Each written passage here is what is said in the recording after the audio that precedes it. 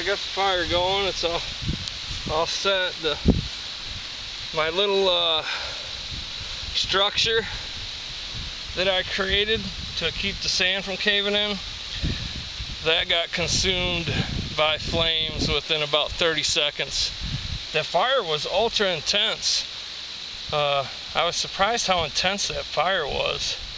It was really drawing a lot of air in through this side, made it extra hot. But now it was kind of smoky because I piled on a little too much wood, I think, to start. And it was burning good, it was just smoking. So now I've let it kind of die down. I put a lot of wood in there to get a lot of hot embers. And now I'm just gonna, every once in a while, feed it a stick. I don't have any other really small sticks. I think small sticks would be the best thing to use for this kind of fire, because it don't take much.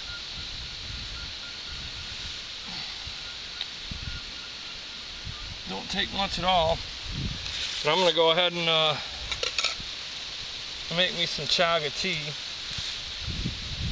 I had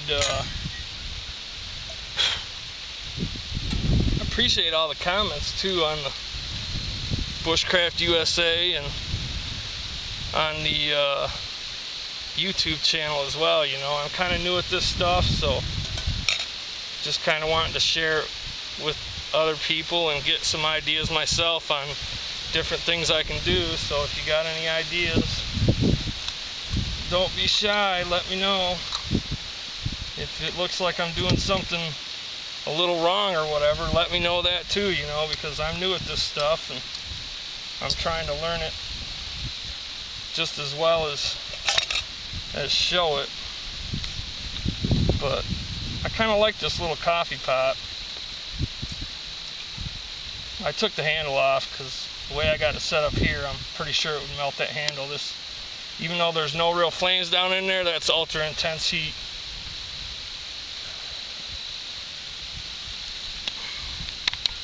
I'm not sure how this is going to work for chaga, but we'll see. They say the best way to do chaga is to steep it and not boil it, because you lose a lot of the nutrients that are in there. But I think the traditional way the Russians did it was they just boiled it over a fire. So that's what I'm going to do. I think it was kind of a Russian invention, if I'm not mistaken. Northwoods of Russia, where the birches grow plenty. I'm just going to do it just like coffee and see what happens.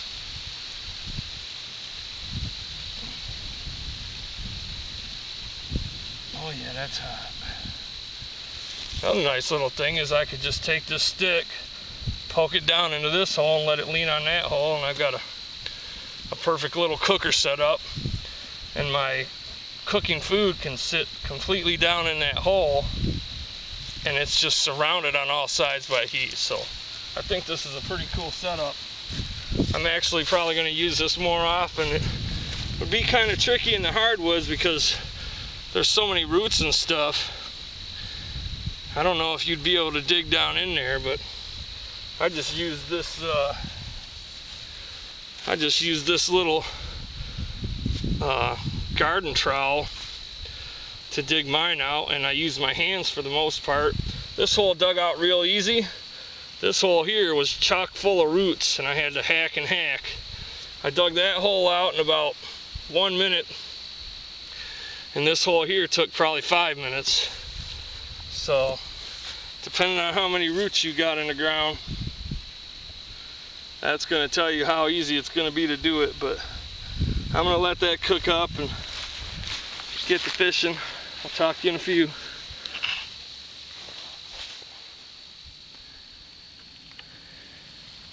Well, my chaga tea's finally boiling. I think I screwed up. I had it took a half hour for this to get boiling, but I think it's because I let my fire die down. It started smoking real bad, and it started backdrafting through here with smoke, so it couldn't breathe. So I had to rearrange all the coals down in there and get them away from that hole, and I built this little berm up around here to hopefully keep it from backdrafting, and that actually seemed to help. And blew a little air through this side and got the flames going again. As soon as the flames started up, that Chaga tea started boiling within a minute, but I think it would have probably boiled in maybe just 2 or 3 minutes, but I neglected it, and I think I kind of let it go out. I started fishing, and some humongous fish splashed around right up by shore here, and probably was after some of those small bass minnows. So I don't know if it was a large pike or what. I've heard there's muskies in here, even though the DNR never planted any. And whatever it was pretty big, because it erupted the whole entire water up by shore there. It was pretty interesting, so I kind of got distracted on the fish and was trying to catch it, and I think I let my fire go out, but now it's back and running. I'm gonna go ahead and pour me some Chaga tea and have that.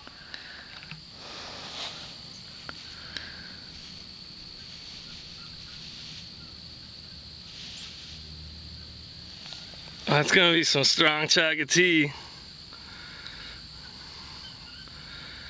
It's pretty good stuff though, if you ever get any. That's true tinder fungus is what that is, just made into tea. It's pretty good. It's supposed to be good for you too. It's kind of got a reddish, very dark reddish color to it, almost like coffee, but it tastes good. Just tastes like some kind of tea.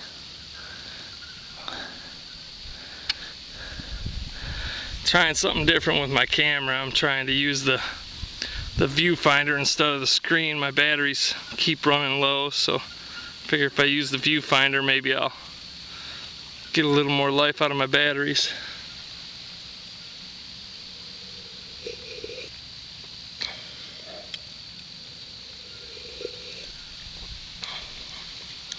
Good stuff. I put a little sugar in it this time. Usually I don't. But anyway, figured I'd just show you that. The little coffee pot's a little tarnished, but it'll clean right up. Good enough for me anyway. Worked good. I didn't get no Chaga in my tea. Poured it right out of there. Worked really good. I like that thing.